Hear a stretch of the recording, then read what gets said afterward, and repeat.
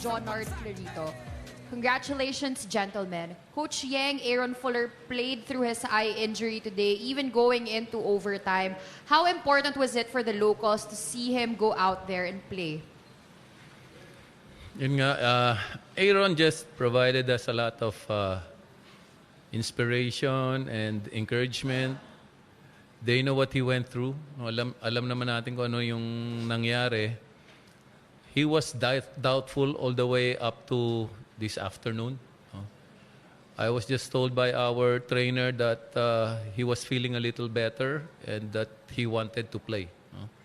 So, warrior talaga to si Aaron. No? And tahimik lang siya. No? But he plays with a big heart.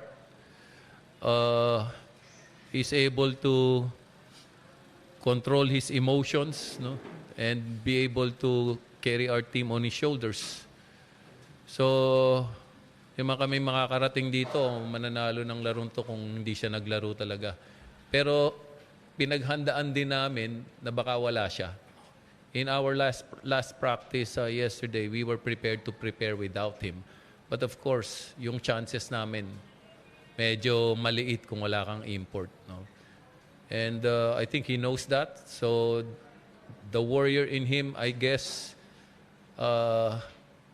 just pushed him, no? Pushed him to play, and of course he was instrumental in this game. No? So tutuwa rin ako na we were able to hold our emotions, be able to play through the end game.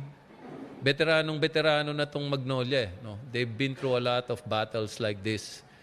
So para talunin mong Magnolia sa isang dikdikang laban sa end game, ibig sabihin, medyo matibay ka na rin na pang end game. Yun gusto namin. Ma-experience namin lahat ng klaseng sitwasyon for our young team to develop. No? So, malaking example dito si Jonard. No?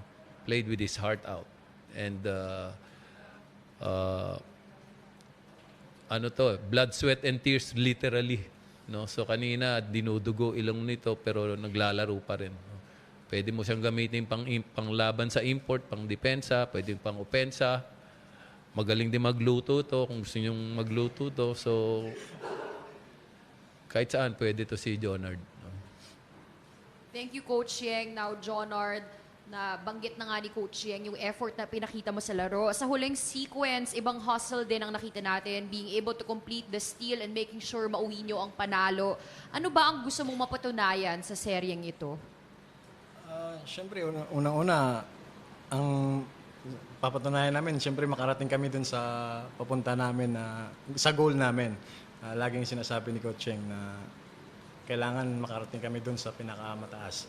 Tsaka kailangan namin din na tulungan si Aaron kasi sana kami mag-step up lahat eh. Kasi hindi kakayanin ni Aaron pag siya lang sa isa. Kailangan namin mag-step up lahat para makuha yung panalo namin.